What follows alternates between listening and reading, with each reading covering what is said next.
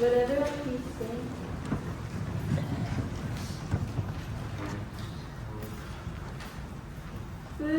Buddham Saranam Gacchami Dhammam Saranam Gacchami Sangham Saranam Gacchami. Fortunate is it to be born into human life. Now we are living it. Rare is it to encounter the teachings of the Buddha. Now we hear it. If we do not seek the truth of the Dharma in this life, in what life shall we find it? Let us reverently take refuge in the three treasures of the truth.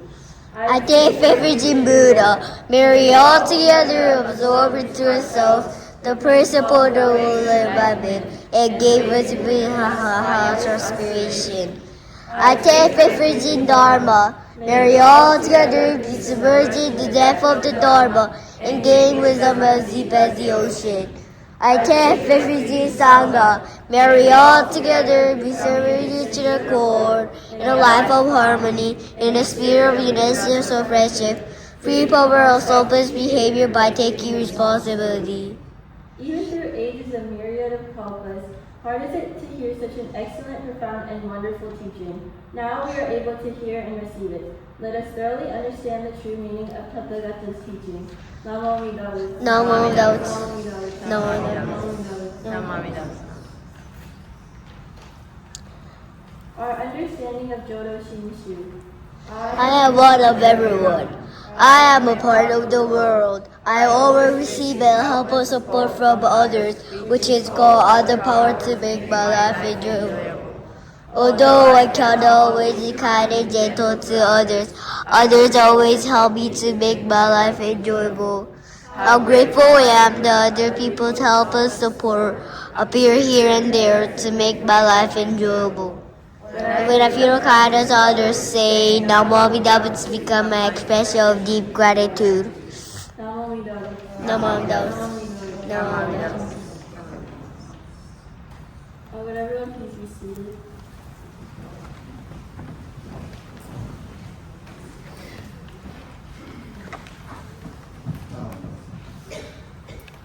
Good morning, everyone. I'd like to thank you everyone for attending our Fresno Visiting Friends and Family lay service this morning. So last year we started once a month lay service, which is conducted by the youth ministry here, and also speaker is always from each of you.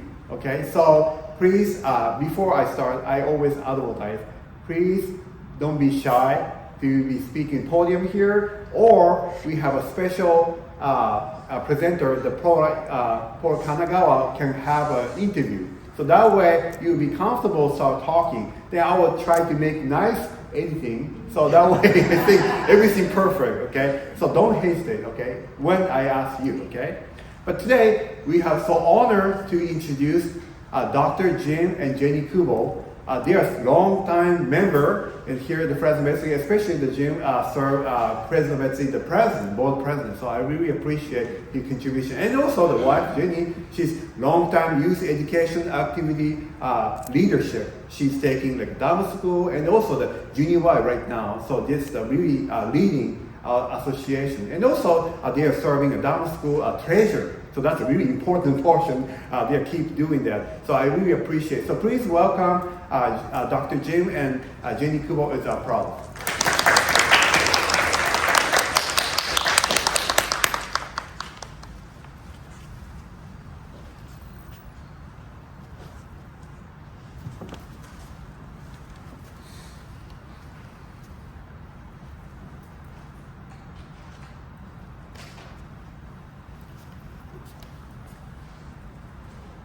Good morning, everybody. Good morning. My name is Jenny Kubo. I knew at some point we were going to be asked to speak at a lay service. Didn't really know what I was going to say, so I'm just going to speak from my experience and history as a Buddhist church member. So to understand that, just to go back a little in history, my grandparents are Nisei.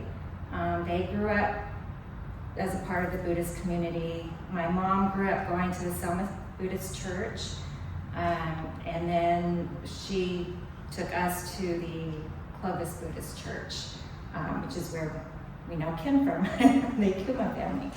And my mom taught Dharma school, so naturally when we didn't have sports, she would take us to church on Sundays. And it really was when we started being involved in junior YBA that going to church was a little more fun because you got to do more social stuff. And so we got to meet other members of the other temples, the junior YBA. And so some occasions we would actually go to their services, more for social reasons, but also to see how their services are run. And then naturally, when we got out of high school, graduated high school, went to college, we kind of lost touch with going to church. And then after I finished graduate school, came back to the Valley and started working. So I worked a lot of weekends, didn't have the opportunity to come back to church for a little while. But I do remember at one of our staff meetings, we did like a demonstration. So our pharmacy manager had a volunteer, and she gave him a plate and a tube of toothpaste. And she said, make toothpaste art, whatever you want to do, just squeeze the toothpaste out. And so she did. And afterwards she said, now without cutting open the tube, put the toothpaste back in the tube. And we were like, I don't know, that's kind of impossible. And she said, well, this is the point. That tube of toothpaste is your mouth, and the toothpaste are your words. So once they come out, it's really difficult to put them back in. And basically just say kind stuff, be understanding of the patients and what they're going through, and just have that compassion. And in that moment, it took me back to my childhood, in which I didn't think I was paying attention in church, but I remember every week we would go, we would say the golden chain, and part of that, from what I remember, was say pure and beautiful words, think pure and beautiful thoughts, do pure and beautiful deeds. And so then that moment, it brought me back to when I did come to church and what I've learned. And being Buddhist is, something very simple to live by and to understand, even as a child.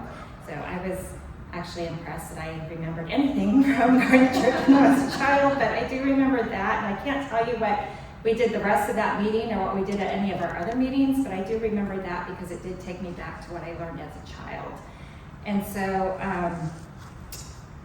I did meet them, and thank you to Jill Tonge. She's the one who set us up, for those of you who don't know. Another perk of being a part of this community. So we got married, we both knew, and he'll tell his story, but we both knew that when we had kids, we would raise them in this community as well. And I remember, our oldest daughter was only 2, and we started bringing her to church, and one of her favorite things to do is volunteer to do flower offering, and then later on she wanted to lead in the readings and even be chairperson when the opportunity came up. Kylie as well, she wanted to do flower offering. She was voluntold to do readings sometimes when there was nobody else to do it. But anyway, I remember when Michaela was old enough to go to Camping in Sierras, and she was intimidated because she was just finishing 7th grade, and there were all these older kids that we'd gone to church with for forever, but she didn't really know them, and it was a little intimidating because there was an age gap. And in that 1 week at church camp, she really bonded with these kids. And so after camp, she joined Junior YBA. They would go to outings, invite her to go to the movies with them or go get boba or whatever after the meetings. And one time she sat down and she was just like, church friends are just the best, And so I reminded her that for us and their parents, a lot of us grew up going into this church, and probably a lot of the parents' parents grew up going to this church. So we all grew up, for the most part, with the same values and the same beliefs, and that's probably why she has such a strong connection to those kids. And she said, oh, that's true, good point. So when COVID hit, Reverend Cause gave these girls an opportunity to earn their PADMA award, which is an award through Girl Scouts associated with BCA. And little did they know that while they were doing that PADMA award, they were training to be youth minister assistants. And so for us today, and my oldest is graduated, but she was a part of, sitting on their hygiene and leading services, but for us to see them today, leading services, and especially the lay services, doing everything on their own, just as parents make us very proud of that and all that you accomplished. And they have a much better, well, our daughters have a much better understanding of Buddhism at their age than I did at that age. So anyway, that's why I come to church, I guess. Good morning. Yeah, I'll go through a little history for myself, and I'm kind of old, so it may take a little while, but I'll try to be fast. I started going to church out in Viola. I grew up out in Kermit, so we had a little Viola community center that we would go to, and kind of we were ahead of our time because we didn't have a minister all the time, so we would have lay people lead the services. And so, like a lot of people, I'm sure, when you're young, the main reason you go to temple, it kind of changes through the years. My first reason for going to temple is my parents made me.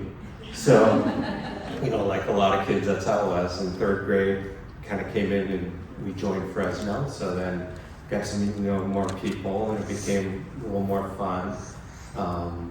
We had so many kids. We actually had basketball league with all the other temples. We had a softball league. So the motivation to come to church was, well, if you didn't come to church, you didn't get to play on Sunday. So the motivation for coming to church at that point was, well, I want to go so I can do that. And then at Hanamatsuri, in the big service, they give you a full-size candy bar. So there were different motivations and reasons for coming.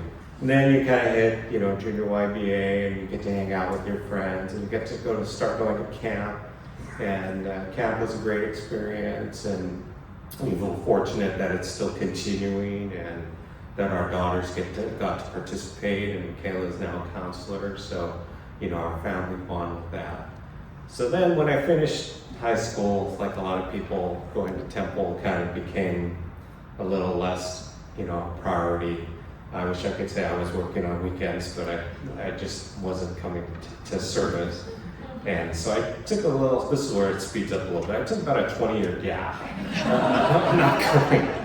And then, Jenny and I, we're planning on getting married. So we said, well, we should probably, have it so the ministers actually recognize who we are. So we met with Rimban Masuda at the time, who was comforting because he was a minister when we were growing up, and it was good to see him back.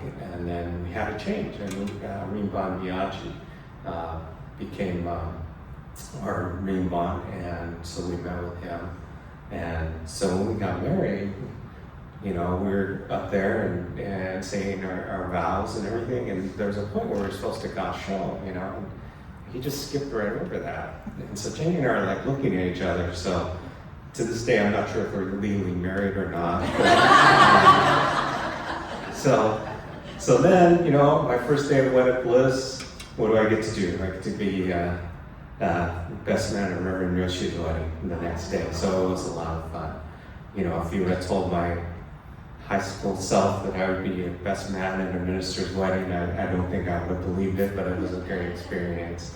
Kind of kicking off our honeymoon that way. And then, we were lucky enough to have children, and we started bringing Michaela because, like Jenny said, both of us were raised Buddhist, and we felt like our experiences were always very good. And we were at the old downtown temple. And I remember Michaela kind of saying that she didn't really like the new Dharma Center as much because she couldn't lay down in the pews like she could, at the old temple. So that was always something. So, now, like we said, like Jenny was talking about, both our girls have been lucky enough to participate in services, and we're very proud of that. So we feel like, your motivations and reasons for coming kind of change through the years depending on where you are in life. And coming back, one of the big changes, like Sunday school is a Dharma school. Your Ojuzu is now a Ninju, and there's just different things.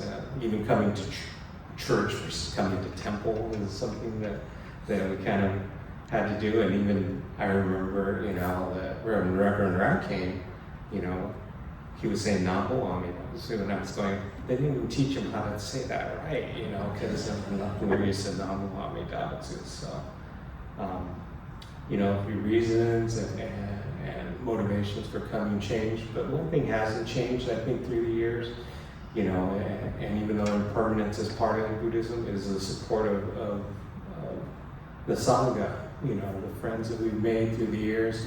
I've been friends with Greg, since high school. I don't want to say how many years, but we were bunkmates in camp, and we're still friends today, which, is always nice. And, the things always keep changing, but I think the Dharma, the Sangha's support and the teachings, are always going to be there for us, and we really appreciate it. We appreciate all those who came last night for the camp steak dinner, those of you who have been supporting all the various activities we're involved with. We always can count on people coming back and helping us, and so we really appreciate that. So like we said, even though there is a lot of impermanence in life, one of the things we can always count on is our Sangha. So thank you so much. Hope we didn't take up too much time.